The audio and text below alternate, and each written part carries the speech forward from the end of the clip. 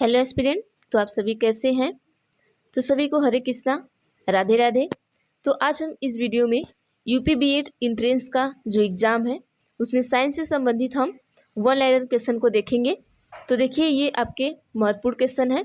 तो आइए हम फटाफट से देख लेते हैं क्वेश्चन को। क्वेश्चन नंबर 1 है कि एनीलिडा ग्रुप में मुख्यतः कौन कौन जंतु आते हैं? जोक आता है आपके और केचुआ आते हैं। ये दो आपके कहाँ पर आते हैं? एनीलिडा ग्रुप में आते हैं। चलिए नेक्स्ट देख लेते हैं हम कि आर्थ्रोपोडा। देखिए ग्रुप से आपको क्वेश्चन पूछे जाते हैं, आपको इसमें बहुत अच्छे लेवल के क्वेश्चन होते हैं, तो आप यहाँ पर ध्यान दीजिएगा। देखिएगा आर्थ्रोपोडा ग्रुप में मुख्यतः कौन कौन जंतु आते हैं। तो आपके आर्थ्रोपोडा में तेलचट्टा, मच्छर, खटमल और मक्खी, ये सारे जंतु आते हैं। चलिए देख लेते हैं मोलस्का में। तो मोलस्का ग्रुप के अंतर्गत मुख्यतः कौन कौन से जंतु या कीट आते हैं? तो मोलस्का में आपके घोंघा और सीपी आते हैं। नेक्स्ट देख लेते हैं इकाइनोडर्मेटा संघ। देखिए यहाँ से भी क्वेश्चन आपको पूछे जाते हैं।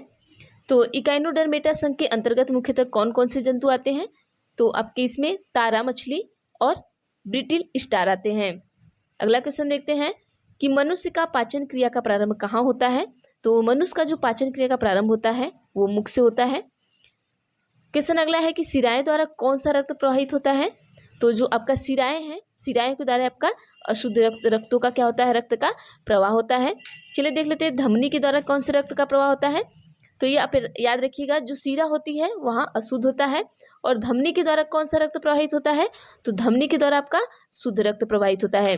तो ये याद रखिएगा, धमनी के द्वारा शुद्ध और सिराओं के द्वारा क्या होता है? अशुद्ध रक्त का प्रवाह होता है। चलिए हम विटामिन से संबंधित कुछ क्वेश्चन देखते हैं। यहाँ पर कौन सा विटामिन जल में घुलनशील है? तो आपका जो विटामिन बी और विटामिन सी है ये जल में घुलनशील है।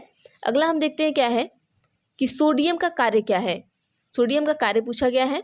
तो यहाँ पर आपको पूछ सकता है कि सोडियम का कार्य क्या है। 4 ऑप्शन दे सकता है। तो एक ऑप्शन में ये आपका आ सकता है कि यह रक्तदाब नियंत्रित करने में सहायक होता है तथा जल का संतुलन बनाए रखता है। सोडियम क्या करता है? जो आपका रक्तदाब होता है उसको नियंत्रित करने में सहायता करता है, और जो जल का संतुलन होता है उसको भी क्या करता है? बनाए रखता है। आइए देख लेते हैं सोडियम के बाद हम पोटेशियम के बारे में देख लेते हैं। पोटेशियम का कार्य क्या है? तो जो पोटेशियम है इसका कार्य होता है कि यह हृदय की धड़कन एवं नाड़ी संस्थान के कार्यों को क्या करती है? संचालित करती है। देखिए पोटेशियम जो होता है, जो पोटेशियम का कार्य होता है, जो हमारे हृदय की धड़कन होती है एवं जो नाड़ी संस्थान होती है उनके कार्यों के को क्या करता है? संचालित करता है। आइए हम ग्लूकोज के बारे में कुछ देख लेते हैं। देखिए क्या पूछा गया है कि ग्लूकोज बिना ऑक्सीजन की उपस्थिति में मांसपेशियों में प्रतिक्रिया कर क्या बनाता है? जो ग्लूकोज है, जो हमारा ग्लूकोज है वो ऑक्सीजन की उपस्थिति में, बिना ऑक्सीजन मतलब बिना ऑक्सीजन से रिएक्शन किए वो क्या करता है? मांसपेशियों में प्रतिक्रिया करके क्या बनाता है? तो क्या बनाता है? आपका लैक्टिक अम्ल बनाता है। अगला क्वेश्चन देख लेते हैं हम।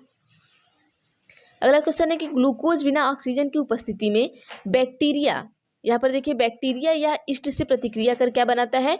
तो इथाइल अल्कोहल बनाता है। अगला क्वेश्चन देख लेते हैं। ऑक्सीजन की उपस्थिति में ग्लूकोज की प्रतिक्रिया होती है तो क्या बनता है? जब ऑक्सीजन की उपस्थिति होती है और ग्लूकोज की प्रतिक्रिया होगी तो यहाँ पर आपका कार्बन डाइऑक्साइड तथा जल का निर्माण होगा, मतलब CO2 और किसका होगा? H2O का निर्माण होगा। अगला क्वेश्चन देखते हैं हम क्या है हमारा। एनीलिडा में उत्सर्जन उसके किस उत्सर्जी अंग के द्वारा होता है? मतलब पूछा है कि जो एनीलिडा होते हैं इनका जो उत्सर्जन होता है तो उनमें कौन सा उत्सर्जी अंग होता है जिसके द्वारा होता है? तो उस उत्सर्जी अंग का नाम आपका नेफ्रिडिया है। ठीक है, अगला हम देखते हैं कि मूत्र का पीएच मान क्या होता है। देखिए आप पानी का पीएच मान, मूत्र का पीएच मान, ये सारे पीएच मान याद रखेंगे, यहाँ से क्वेश्चन आपको पूछ सकता है। तो जो मूत्र का पीएच मान होता है वो 6 होता है। क्वेश्चन है कि बहिस्रावी एवं अंतःस्रावी दोनों प्रकार किस ग्रंथि में होती है? तो यहाँ आंसर यहाँ पर छूट गया है। आइए हम नेक्स्ट क्वेश्चन देख लेते हैं। क्वेश्चन है कि सूत्रकणिका को अन्य नाम से भी जाना जाता है, वह है? तो सही उत्तर होगा आपका माइटोकॉन्ड्रिया है। क्वेश्चन है कि बट वृक्ष पादपों के किस वर्ग में आता है? तो बट वृक्ष मतलब जो वट का वृक्ष होता है वो पादप के किस वर्ग में आता है? तो ये आपके आवृत्त बीजी में आता है। किस में आता है? एंजियोस्पर्म्स में आता है। अगला क्वेश्चन देख लेते हैं क्या है। कि flame of the forest, flame of the forest मतलब वन की ज्वाला का अर्थ क्या है, यहाँ पूछा गया है।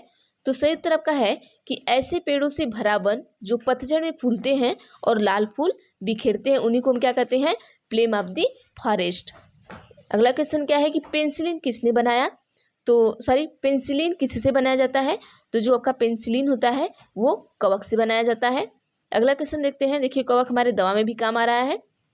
अगला है लाइकेन के बारे में देख लेते हैं हम कि लाइकेन के दो जीवधारियों का सहजीवी साहचर्य समझा जाता है, वो दो जीव कौन कौन से हैं, तो जो हमारा लाइकेन है तो वो इसके जो साहचर्य मतलब समझा जाता है, किसको समझा जाता है, ये शैवाल एवं कवक को समझा जाता है। अगला क्वेश्चन देखते हैं क्या है, आमतौर पर संश्लेषित वृद्धि माध्यम और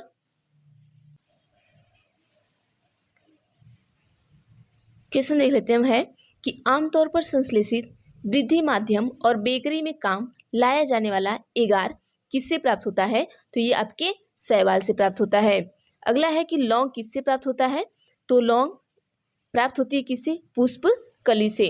जो लौंग होती है वो क्या होता है, एक फूल होता है, तो कभी भी पूछ सकता है कि लौंग क्या है, तो ये क्या है, एक पुष्प कली है। अगला क्वेश्चन देखिए, देखते हैं पेट्रोलियम किस प्रकार की चट्टानों में पाया जाता है, तो जो पेट्रोलियम आपका होता है वो अवसादी चट्टानों में पाया जाता है। अगला क्वेश्चन है, देखिए ये इंपॉर्टेंट क्वेश्चन है, ये सभी पढ़कर जाइएगा। क्वेश्चन है कि गुब्बारों को उड़ाने के लिए काम में लाई जाने वाली गैस कौन सी है, तो कौन सी है, हीलियम है। तो आपके गुब्बारे में जो हवा भरी जाती है, जो गुब्बारा बहुत दूर तक उड़ता है या बहुत ऊपर तक उड़ता है, तो उसमें आपकी हीलियम गैस भरी जाती है। अगला क्वेश्चन है कि DDT का उपयोग किस रूप में किया जाता है, तो ये कीटनाशक के रूप में है, मतलब ये DDT जो है आपका कीटनाशी दवा है, तो कीटनाशी के रूप में इसका प्रयोग करते हैं हम।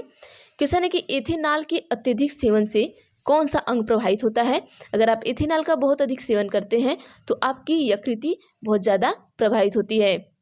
अगला क्वेश्चन देखते हैं हम क्या है कि सभी अम्लों में अनिवार्य रूप से पाया जाने वाला पदार्थ क्या है, तो सभी अम्ल, जितने भी अम्ल हैं उसमें हाइड्रोजन पाया जाता है, मतलब H2 सब में पाया जाता है अनिवार्य रूप से।